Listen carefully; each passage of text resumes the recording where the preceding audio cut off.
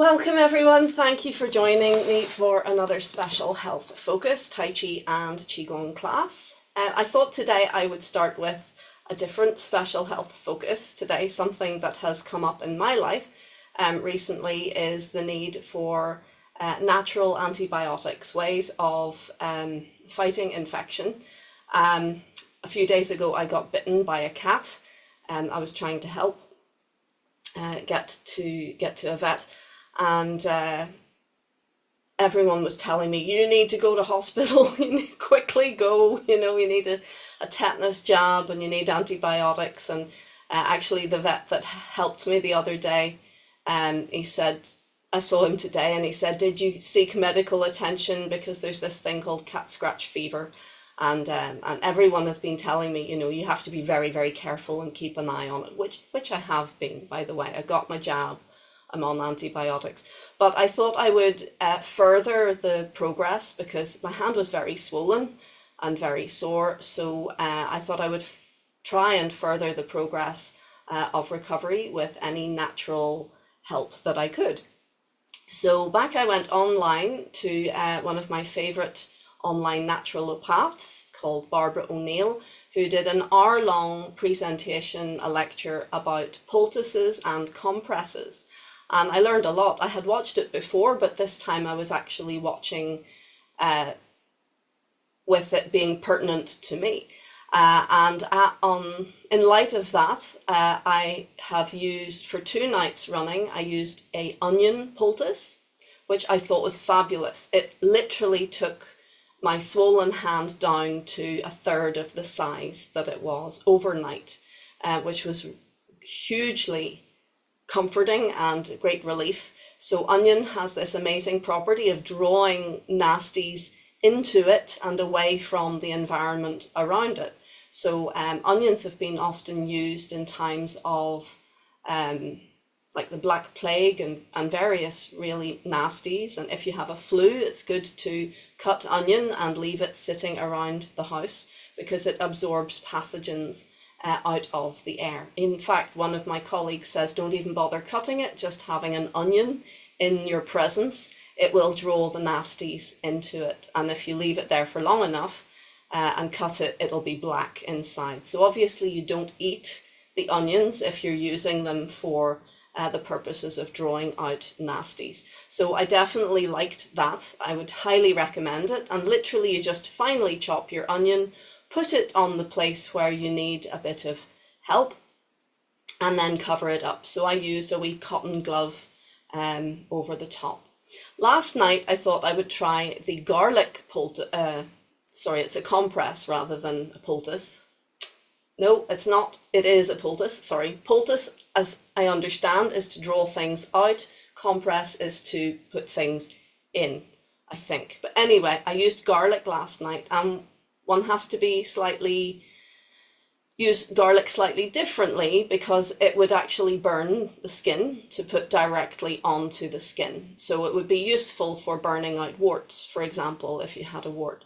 But to use it in the context for me of being an antibiotic agent, I put a cotton glove on first and took my finely sliced raw garlic, laid it on top to the areas that I felt might have infection, and then put another glove on top of that. So there's a layer of cotton or a fine layer of gauze or some material between you and the garlic, and therefore not actually burning your skin. And I think that was very good too. My hands pretty much look back to normal, whereas a few days ago my left hand was like a bouncy castle. It was not pleasant to look at. So I'm really pleased with that. And I also took what Barbara O'Neill calls the antibiotic sandwich, that my darling husband tells me that French people eat just as a nice snack. And I'm not sure if I would eat it as a nice snack, but it was nice. And what that is a layer of bread. I used wheat-free bread, but Barbara suggests svelte bread. And you pour extra virgin olive oil over it. I used organic extra virgin olive oil.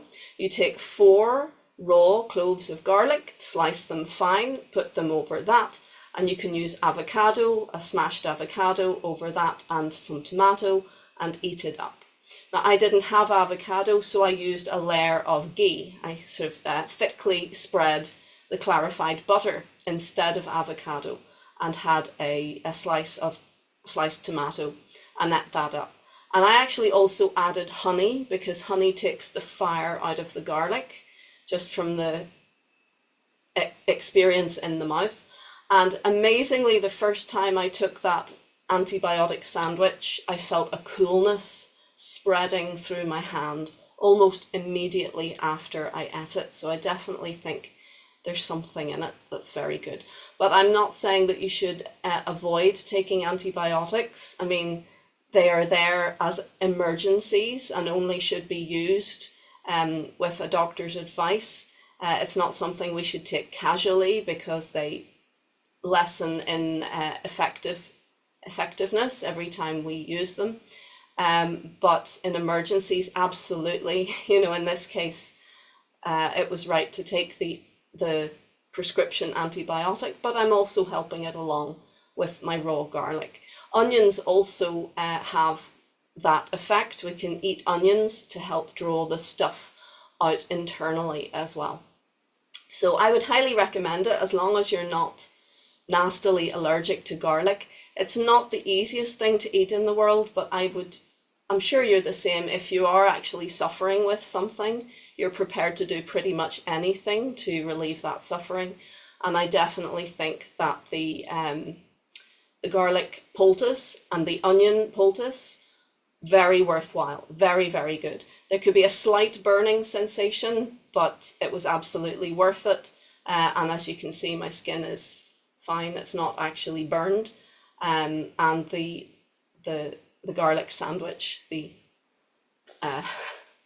antibiotic sandwich, definitely very good. And I've been doing that now. This is like the 4th day of taking antibiotic sandwiches. So, and I am going to finish my course of antibiotics, but I'm going to continue with the antibiotic sandwiches every day. Again, I'd say for another day before I finish. So I'm going to share that hour-long lecture with yourself. There's many things that she talks about in this lecture, various poultices. She talks about charcoal. I'm not sure if she talks about potato in this particular lecture, but she has talked about potato poultices as well. And I think very worthwhile, really good knowledge. She talks a lot about cayenne pepper for increasing circulation and aiding heart function, and also the castor oil used externally for poultices, for compresses, and various things. So I'll share that with you in the WhatsApp group, and you can watch it at your leisure. And I would recommend get yourself a notepad and take notes, as I do, because there's lots of really good stuff there that you never know when you might need it. Hopefully you don't, but if you do, it's worth a look. It's worth using. As I say, I would use them as complementary therapies as opposed to necessarily alternative therapies. So I don't turn my back on Western medicine, but I don't see why we shouldn't use nature's gifts as well, because they work and they help, and they're often very soothing and often more gentle than the hard-hitting Western medicine. So the two together can actually really help. Okay, so let's get started with our training, please. As always, I just want you to do what you can comfortably. And if you need to sit, if you need to watch at any stage rather than physically taking part, that's absolutely fine. Just take it nice and steady. All right, let's take right hand in fist, please. Left hand straight, pull back the thumb, feet together, hands together, and we salute. Thank you for joining me. Okay, let's open our stance, and we'll just do a little bit of our four corners rotations. If I can't think what exercise to do, this is what I automatically find myself doing, because it just wakes up, loosens, strengthens, calibrates. It does it all. It is a very useful, simple little exercise. And that's the thing. The simplest of exercises often do the most good. So if you are like me, sometimes you think, okay, I want to do some Tai Chi. What will I do? While the wheels are turning, while you're working out what to do something. Do a little warm up and breathe.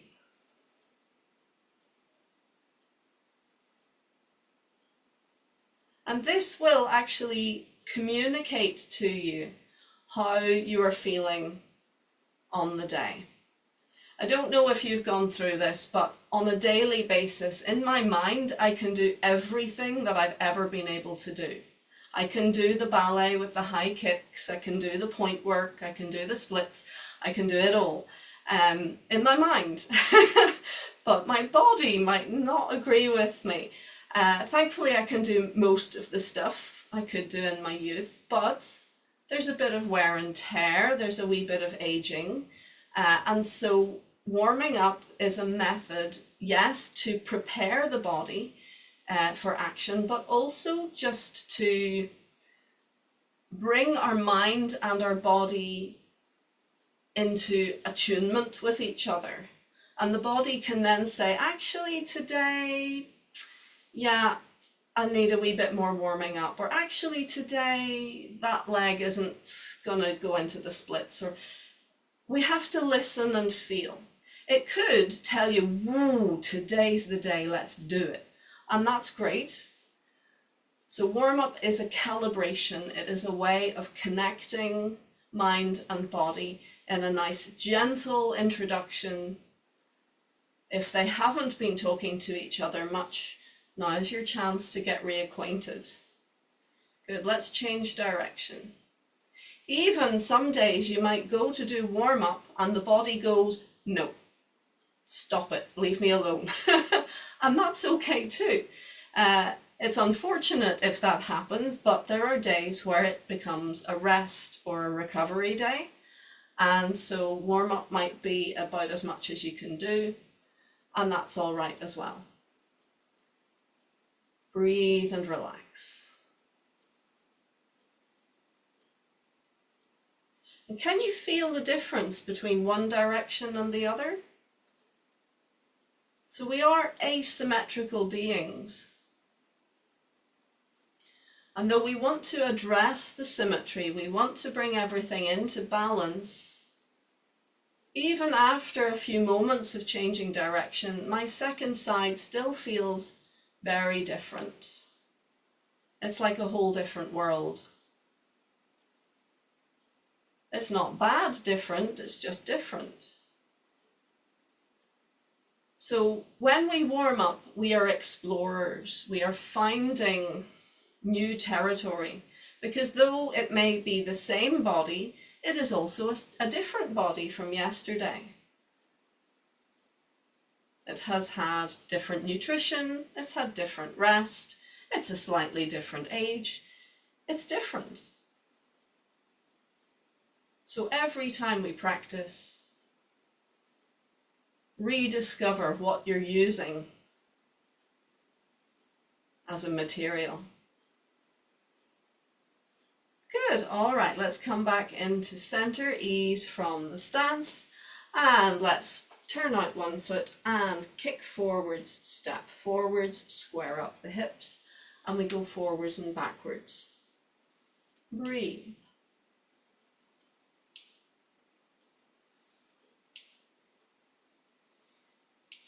When I studied with Master Ju, we tended to do a lot of different warm-up exercises, the same ones each day, but a whole variety of exercises working up through the body, each joint at a time.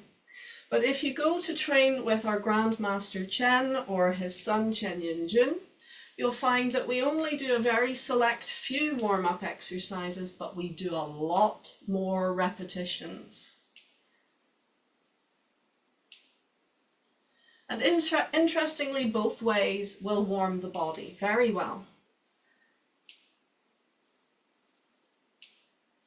Good, let's swap sides.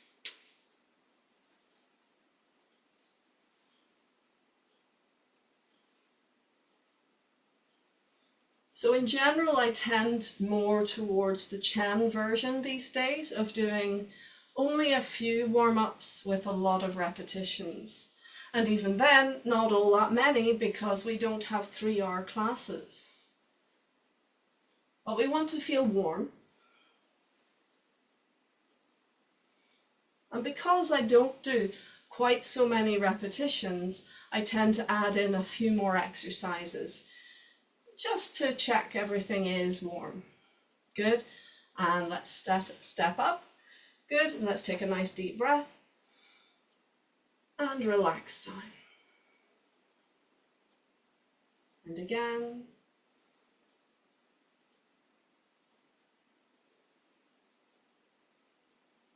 One more time. Good, so we've done a little nod to Chen style, but actually this class we've been looking at Yang style. So let us do, as we did last week, we widen our stance a little bit more for a little bit of practice of snake creeps down, which just so happens to be the next step in the 24 form after our separate kick right and left. So we're going to make a hook. Now I'm sorry I can't do it quite as well as I would like with this hand, but we pinch the fingers together with the thumb and we feed the weight across and we release through the belly, the hips, the knees, down to the feet, and then we repeat on the other side. So I would like you to focus on remaining upright with your body. But do you notice the weight has travelled across? So the side with the hook, the weight is more on that side and it stays more on that side for snake creeps down. So we're in side horse stance. Release, belly, hips, knees, and breathe.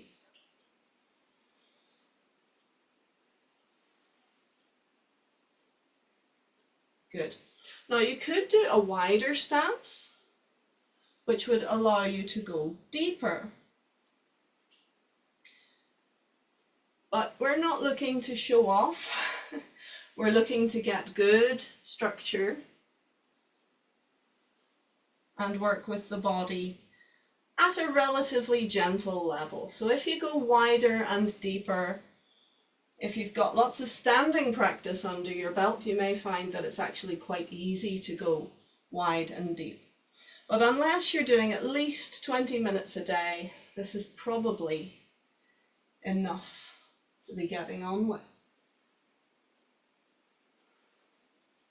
Good, let's finish there. Walk your feet in and relax down. Good, and a little circle of the shoulders. Excellent, well done, easing from your stance. Now, last week we spent most of the class talking about methods to balance, standing on one leg. And I took a lot of time over it and gave quite a few different techniques because it is something that stresses a lot of people out when it comes to Tai Chi. For the most part, most of us are happy when both feet are on the ground. I still see people wobble. Sometimes I wobble. It happens. But as soon as we have to lift the foot, if the confidence isn't there and the structure has not been established, it's the spelling of a disaster. You know, if people feel they're going to fall, I didn't mention this last week, but it's a big part of it. If you feel you're going to fall, you are going to fall. You know, it's a self-fulfilling prophecy. So we have to be careful not to spend all our energy when we're trying to stand on one leg saying, oh my goodness, I'm going to fall. Don't even think about that. All we do is go through the stages of technique.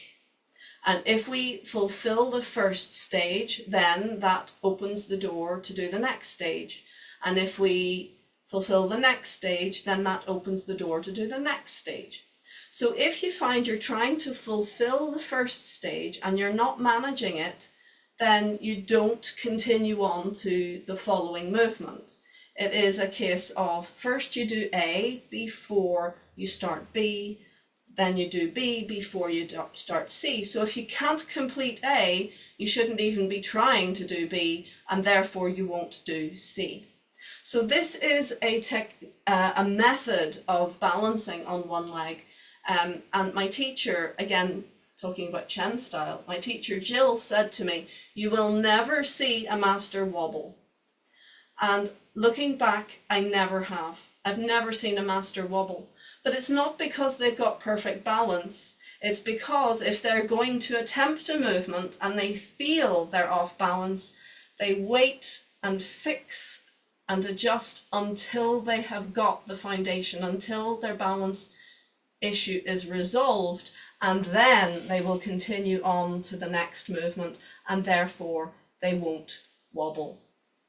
So a lot of not wobbling and being able to stand on one leg is building the structure and going through the steps before you actually stand on one leg. Now, is that a question coming, Pam? No? Okay. I thought there was a, let me ask you a question. No, that's all right. Good. Okay. So this is the thing. We don't waste our energy worrying about not being able to stand on one leg.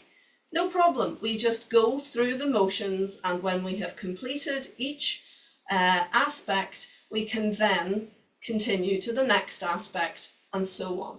And if we find when we're going to stand on one leg, we're going, oh, I don't have it, then why on earth would you continue on to the next bit if you haven't safely completed the foundation? So that is a way to never wobble or fall again. You tick each box and then you progress. But don't worry if you do wobble. We're not masters, and I'm not putting it on you that you're not allowed ever to wobble again. You're allowed to wobble, but you won't if you go through the process. Don't focus on the negative outcome, just focus on the job at hand, and you will find magically things will be a lot easier. So, all that being said, let us revise the form up until the kicking section, including separate kick right and separate kick left. So just follow me, please. Relax and breathe. Don't worry if you make mistakes. It's absolutely fine. Are you ready? So we come over to the right, and we are using the form still as a little bit of warm-up. So gently does it, please. Small steps. High stances. Take a deep breath. Top of the head floating up, chin down and back, breathing out. Sigh the tension away. And again, deep breath.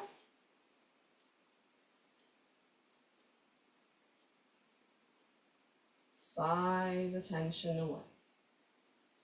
Take a few moments, simply breathe naturally, calming down and listening behind.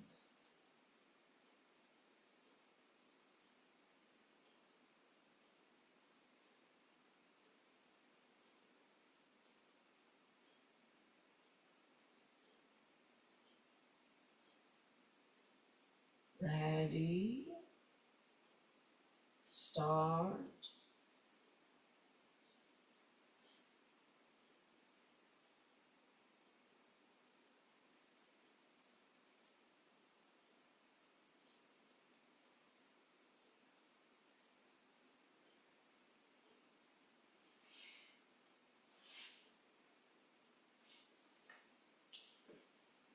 Three times separate wild horse's mane.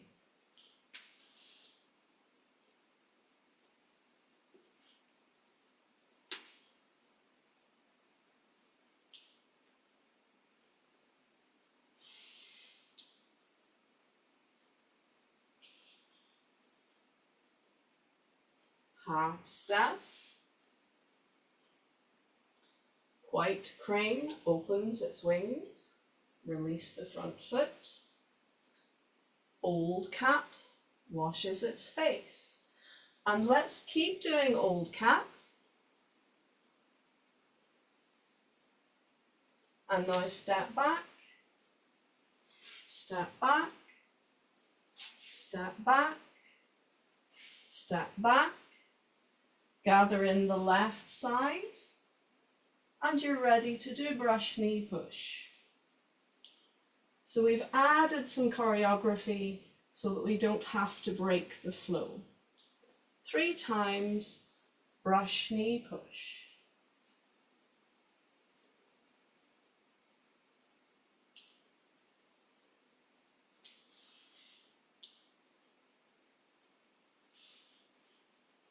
You're going to stay forwards, take a half step, right shoulder back, left arm floats up, and relax everything down to play the piba.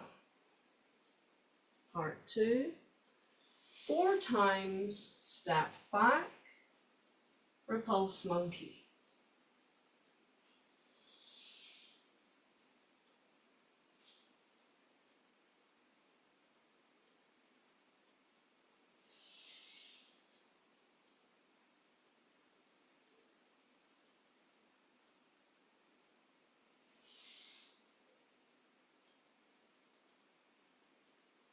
Turn on the back balls of the foot, swing the arm underneath and up into right hug ball. Stepping back the way you came, turn, pung, throw the ball, catch, roll back, loop, open and square up, press, G, all the way forwards, all the way back, the hands just 70% back, we come underneath, up and away. Feeding the weight back, extending the fingertips, casting the net and gather the right side in. I'm going to shift a little. We step, diagonally back, turn, fix the back foot, pull, throw the ball, catch it, roll back, loop, open and square up, press, G, all the way forwards, feed the weight all the way back. The hands come 70% back. We come underneath, up, and send it away. Feed the weight back, fingers lengthen forwards. Right toes turn in, right hand down. Change arms and weight, and open the right hand into hook, gather the left. Everything smaller, expand to the diagonal. Open the left side, relax down. I realize I'm off screen, sorry. Relax into center, fix the back foot, expand. So just check for a moment, keep breathing. Hand and foot should be pointing to the side. Your chest and hips should be facing the corner, not square, but open. Good. And feed the weight back, open the right. Change and come in. Change, up, in, out, in. Make a hook again. Everything smaller, everything bigger. Open like a door. Put the foot down when you get to 90 degrees. Relax to center. Fix the back foot. Expand. Good. Now I want to be a bit further back for high pat on horse. We look back, untwist and open. Half a step. Square up. Left hand to body. Right hand chops level with the weight, with the throat. Scoop. Cross. Lift the hands, lift the foot just off the floor, sit down to step forwards, arms coming up. We look left and right and center. It can be a glance if you like. Everything up together. Check your posture, turn palms, pull back, toes, kick, lean into the kick, arm, foot, eye line, in line. Toes down, square up, step down, make fists. 2 bees buzzing, feed the weight forwards. Feed the weight back, turn on the heel to face the back, weight into right, left hand underneath, everything up, together, turn toes, turn hands, kick into your left, and rest. Good, take a breath.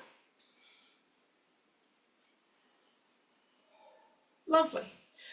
Well done. Well, I'm in a very hot room again, so I'm going to take a sip of tea. I invite you to take a moment, recoup, and ask yourself, how did that go? And see, how was the balance? Now, we went over so many balance, this is actually tea, by the way. It might look like beer, but tea bag, see? Tea bag, yeah, it's Bengal spice. Cheers. Sorry, so, yeah. So we went over so many different balance techniques last week. It can be a bit overwhelming. If you're trying to apply them all, you might as well not bother because it's too much. Remember, simplicity is key. So 1 or 2 of the balance techniques may be enough to keep you right. Apart from all the technical balance techniques, as in top of the head remains lifted, chin remains slightly down and back, tail remains hanging down so that you get this beautiful long vertical line. That really helps, of course, and it allows your weight to be equally distributed across the 4 corners of the feet. So when you're in one foot, we keep that long line. It's much easier to stand on one leg. Whereas if we lose it in any direction, the spine goes, you're no longer getting that line, the balance may go. But I think apart from all that stuff that we did last week about separating the lower and upper half, letting the lower half sink and the upper half rise as you stand on one leg, or thinking of the 2 sides of the body, the supporting side going down into the floor and the lifting side lengthening up. Apart from all that stuff, and even the focusing the eyes, if we forget the nature of the kick, which is often what people do when they're struggling to balance, the kick literally goes out, well, not literally, but it goes out the window. We forget what we're actually doing. So the nature of the kicks, pretty much, they are designed to help you balance. So the biggest, my bugbear with this kick, with separate kick right and left, is that people forget the structure because they're too busy trying to balance and trying to extend their leg. So I see people coming up, that's okay, and then they're doing this, or you know, any number of things. Get your structure. Just get your structure. I wouldn't even be that worried about the height of your kick. At the beginning, it's better to get a nice low stance with structure. That's a good kick in my book, as opposed to somewhere back there. So the hands slide along at 45 degrees.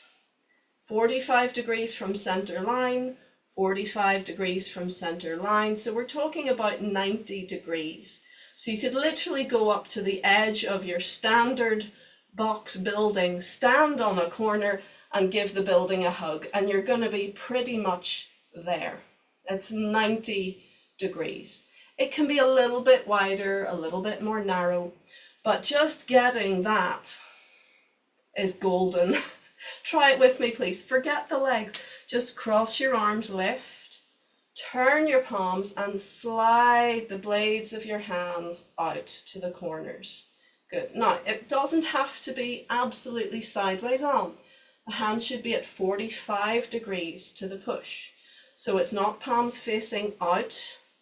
It's not the blades of the hands pushing out. It's a comfortable 45 degrees. So actually the hands are pretty much facing forwards even though the intention of the push is going along the line of action. It's going out to the corners. So if you can get your hands, breathing in, lift, turn, breathing out, extend. If you can get your structure of your arms right, oh my goodness, that's going to help you balance. How much is that going to help you balance? Relax, please. So think of that person on a tightrope with his big pole to help him balance. The pole helps him balance. It is a structure. It is a solid structure and a big structure and a balanced structure. He's not holding it at one end with a big long bit sticking out that way and nothing sticking out that way. So your arms will give you structure and support to help you kick. So I often see the kicking side hand is pretty correct.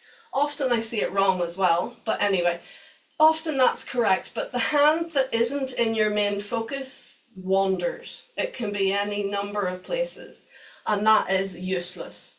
The weakest link makes the whole chain weak. So we want to keep the supporting side or the non-dominant side in good structure as well. And it's symmetrical. It's not a difficult position in itself.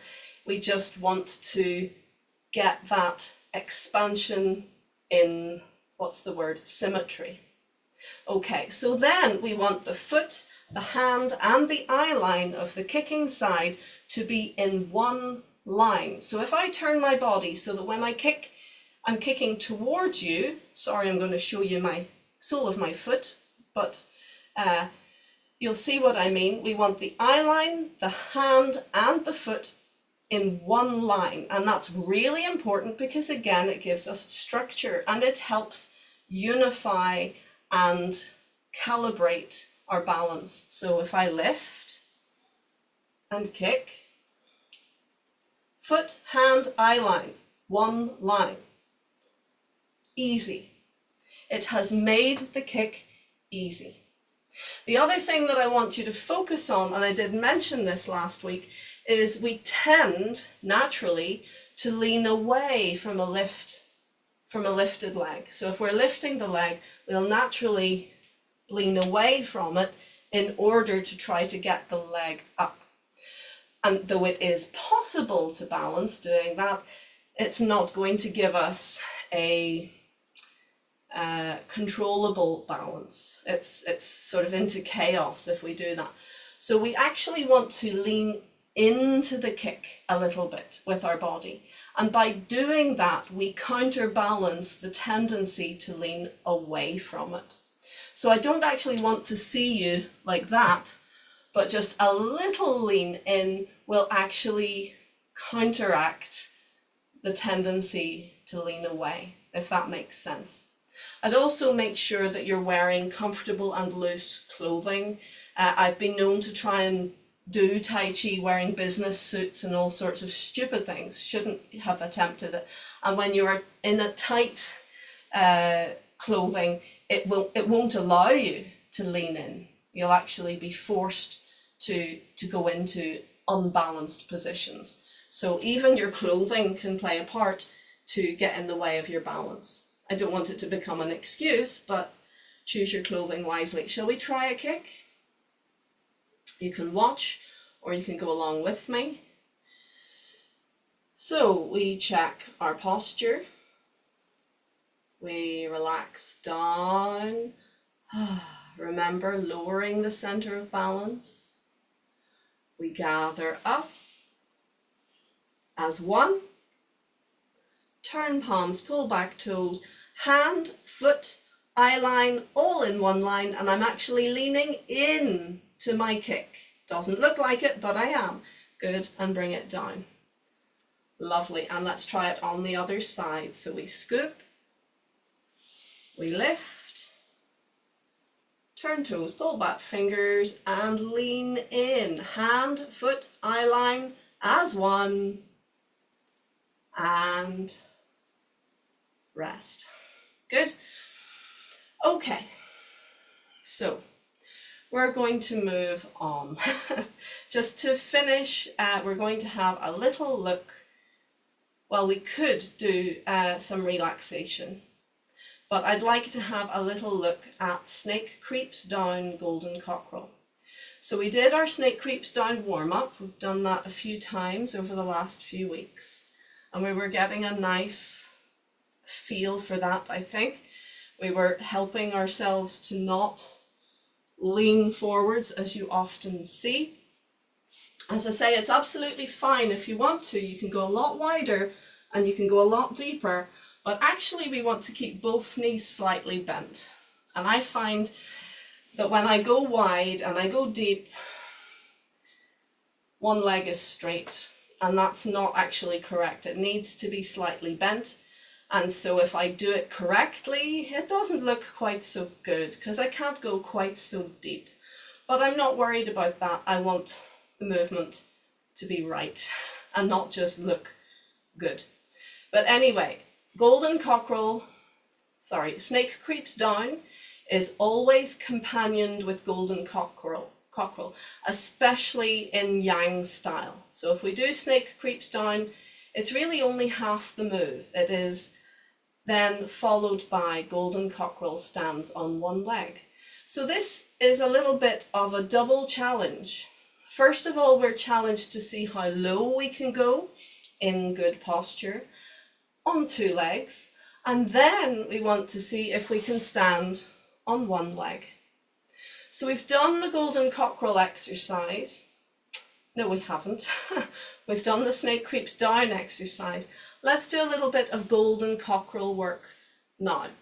We'll see, we might not get to put them together today, but we'll get an idea. So golden cockerel stands on one leg is another example of how we can face a direction.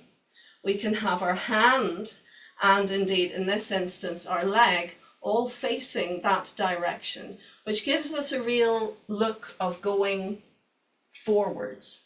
And yet, in order to achieve that, we're turning our body. So in golden cockerel stands on one leg, it is not a square stance like that. And can you see when I do it square, it looks all kind of tight and boxy and uncomfortable and difficult to do. Yeah, that's my best effort. It's just not right. So golden cockerel stands on one leg is actually an open stance. I turn so that my hand and foot that are leading are forwards. And by opening my body to the side, even though my lower hand, the fingers are pointing forwards, I'm looking forwards, I'm indicating everything forwards, but my body is to the corner. And by doing that, I could, if I wanted to, kick. I could extend. Golden cockerel, one of the possible outcomes is a kick. It looks like a preparation for kick, and it is a preparation for kick. But can you see how free my hip is? How easy it is for me to lift my knee? But if I'm square, it's tight and closed. So if I'm square and I try to kick, I could get about 90 degrees maximum. If I open my body, I can go higher, easier, it's freer. So golden cockerel stands on one leg is a stand on one leg, but the body is turned. So let's have a play with that. And let's do some arm work. I'll give your legs a wee rest, give your brain a wee rest. So we're going to, let me see, Snake Creeps Down. Okay, so we're going from here. One arm is extending forwards and the other hand is sitting right in the groove of your buttocks, right in the hollow of your glutes, and in a little hook. So we're going to press the front hand down, and as the front hand comes down, the back hand releases and comes up, and just at the end, the heel of the hand sinks down. And at this stage, the body should be open rather than square. We have opened. So it is a little bit of a turn. Let's try that on the other side. So just bring the lower hand for now into a hook at your glutes. Yeah? And we're going to release the hook. One hand sinks down, the other hand floats up. Slightly turn your body and the heel of the hand comes down. So at the end of the movement, you should be able to look past your fingertips.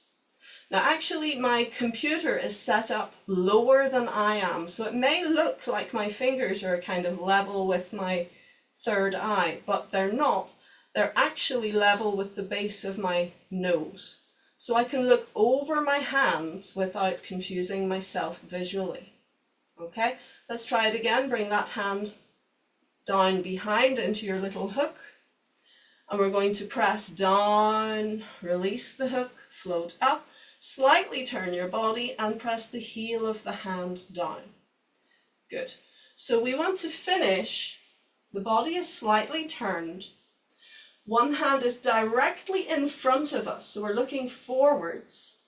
The other hand is in front of the hip, but because the body is turned, it looks like it's to the side. You see what I mean? It's not actually to the side of my hip. It's in front of my hip, but the body is turned. Let's try and make that a hook again. And release the hook. One goes down, the other comes up. And heel of hand down. Good, so you're looking past your fingertips. Well done, and rest. So that's a nice little preparation exercise for your golden cockerel stands on one leg. Now, we don't go up and stay up like that. You see, I'm not leading with my fingers and then staying there.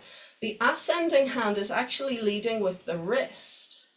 And then at the end of the movement, the heel of the hand sits down. Now, there are reasons for that. I'm sure you've seen Karate Kid, the original, where he's painting the fence.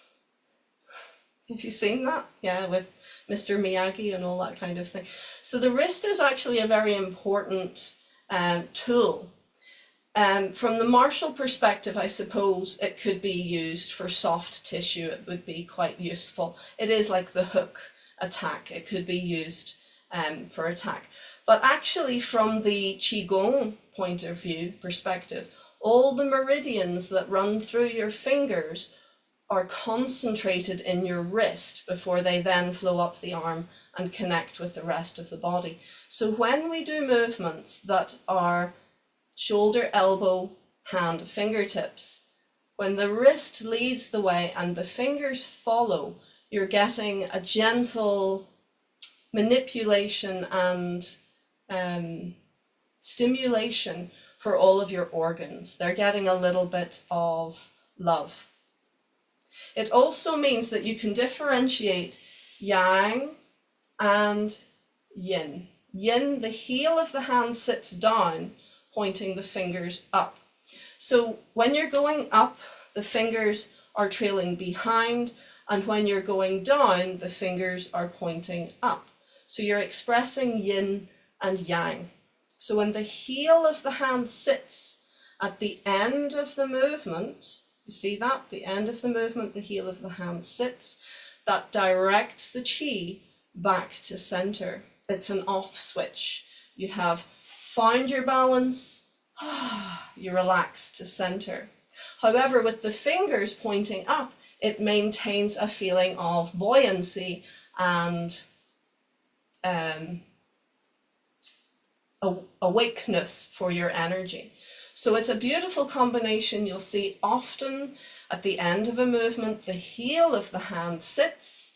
It's the equivalent of the drop sit in the center, but the fingertips remain buoyant, which keeps us energized. So just like brush knee push, you lead with the fingers, and at the end of the movement, drop sit, the heels of the hands, both hands sink down. This is the same. So when we're doing golden cockerel stands on one leg, heels of hands sit down at the end of the movement, and that gives us a feeling of restfulness and a beautiful moment of balance before we then go on to do our next move. So lead with the wrist. Sit the heel of the hand down, the fingers point up at the end of the move. Okay. There is a lot to Snake Creeps Down Golden Cockerel. If you'd like to watch me, I'll do it facing you so that you can see hopefully what's going on. In the form we're doing it sideways on, but I'll show you. So say I've just done my kick to the left, separate kick left, right hook, everything smaller, everything bigger, there's your diagonal expansion. We release belly, hips and knees. Then we have 3 turns. The front foot turns to 90, pointing to the what would be the side of the wall. We seesaw the hands, feeding the weight forwards and fix the back foot to 45. And as the foot turns, the hook turns. So that's that little hook sitting in your glutes. That's your second turn. The third turn, you lift the front toes, turn the body, turn out to about 20 degrees, 20 to 30 degrees. We fill the front foot, the front hand starts on its downward journey, the leg and arm come through, and the heel of the hand down, and there you've completed your golden cockerel, stands on one leg. We then do it on the other side, so we pinch the lower hand into hook, the hand rises as the foot sinks, we lift just off the supporting foot heel, tug it in slightly, again about 20 degrees, and put it down, ready to go on the other side. So that you can see, I'll move back. So we've just done our turn, we sink down, everything smaller, we expand, everything bigger, we release belly, hips, knees, and we turn the front foot 90, back foot 45, front foot 20. Feed into the front foot and bring the back foot through, and heel of hand down and rest. We will go through that in more detail with regular repetitions next week. I don't think I did that perfectly. I know I didn't. The idea is that the hands must travel together, so they begin and finish their journey at the same time. So this means that one has a long journey and the other has a short journey or a shorter journey. The one coming from behind has longer. The one coming from the top is shorter, but we want to coordinate them so they both start and finish together, and that takes practice. So don't worry about getting it all straight away. I would rather you did preparation exercises. Practice your balance, practice your kicks, practice your hands. Do it with me. So one is hooked, we release, turn waist, and sit down. So the hand coming from behind has to get a move on. Let's try it again. Make a hook with the other hand, ready? Release.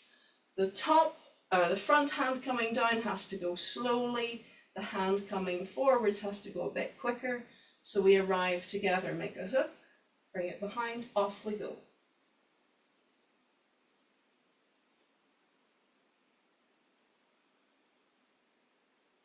Arrive together, and again make a hook. Now this is a training exercise. In the form you don't go from here to a hook, but just to practice that yin-yang coordination. You got to move on with the with the back hand, slowly with the front hand, and heel of hand down. Good. And hook.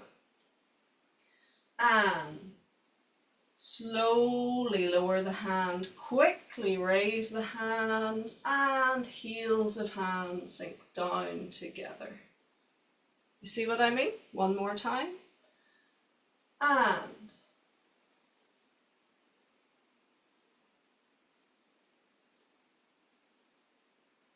good, and last time.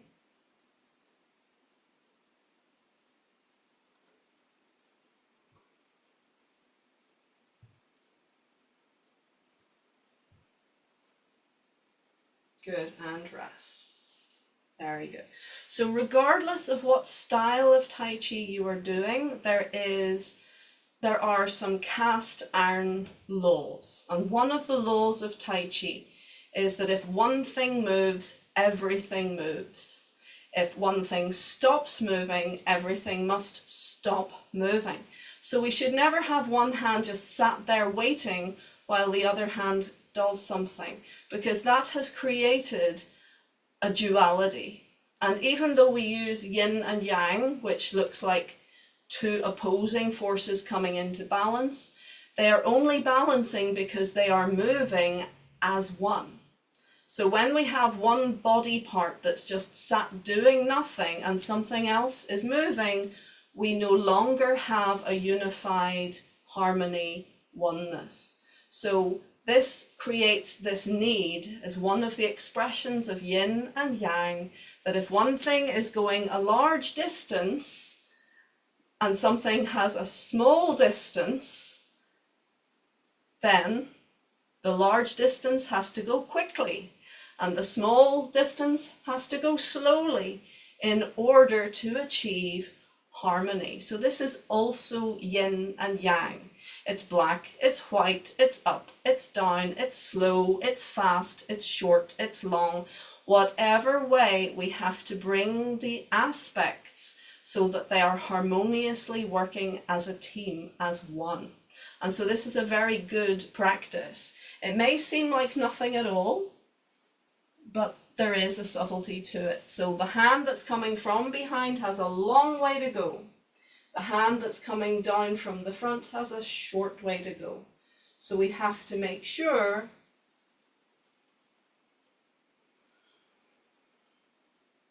that there is still harmony. And that is a coordination challenge which you will feel so good if you can practice and achieve it. Folks, we're out of time today. I hope you have enjoyed your practice.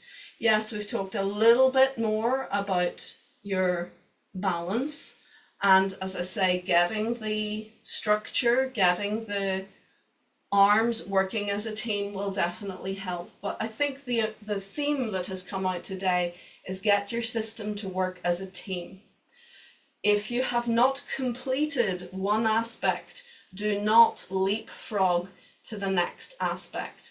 If you complete each stage, you will then safely and more comfortably and more confidently be able to then step into the next phase. I hope you have enjoyed it.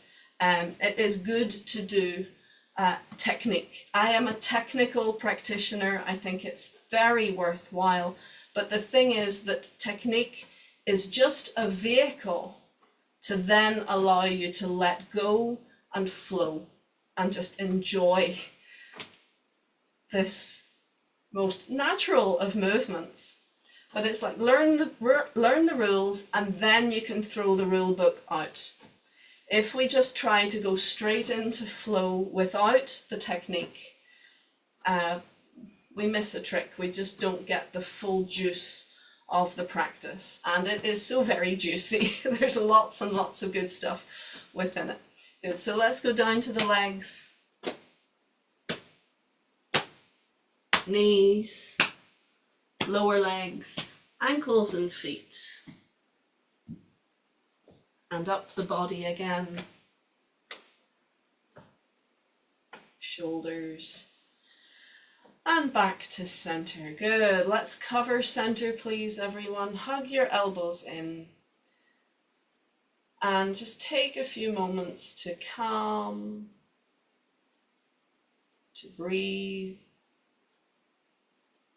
to feel into your center.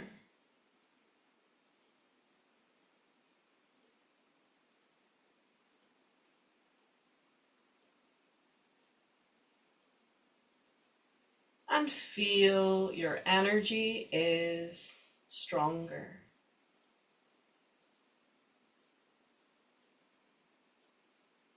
Beautiful. Thank you so much for joining me today, everyone, and working so hard. Let's take right hand in fist, left hand straight, and we salute. And I look forward to seeing you next time. Okay, thank you. And get well to those who couldn't be live with us today.